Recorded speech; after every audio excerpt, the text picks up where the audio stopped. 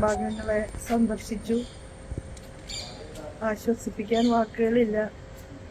പക്ഷെ മകൾ ആതിരയുടെ വാക്കുകൾ കേരളത്തിനാകെ അഭിമാനം പകരുന്ന വാക്കുകളാണ്.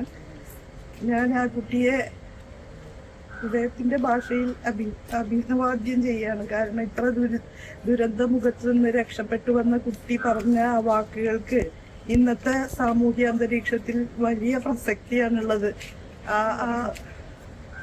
രണ്ട് മുസാഫിർ, സമീർ എന്ന് പറയുന്ന സഹോദരന്മാർ എനിക്ക് അനുജന്മാരായിട്ടുണ്ടായി എന്നുള്ള ആ വാക്കത് പറയാനായിട്ട് ആ കുട്ടിക്ക് ഈ സന്ദർഭത്തിൽ കഴിഞ്ഞു എന്നുള്ളത് വളരെ വലിയൊരു കാര്യമായിട്ട് ഞാൻ കരുതാണ്. തന്നെയല്ല, ദുരന്ത മുഖത്ത് നിന്ന് അമ്മയെയും രണ്ട് ഇരട്ട കുട്ടികളെയൊക്കെ ചേർത്ത് പിടിച്ചുകൊണ്ട് ഇവിടെ എത്തിച്ചു എന്നുള്ളത്. അതുകൊണ്ട് ആ കുട്ടിയെ കാണണം എന്ന് എനിക്ക് വളരെയധികം ആഗ്രഹം ഉണ്ടായി.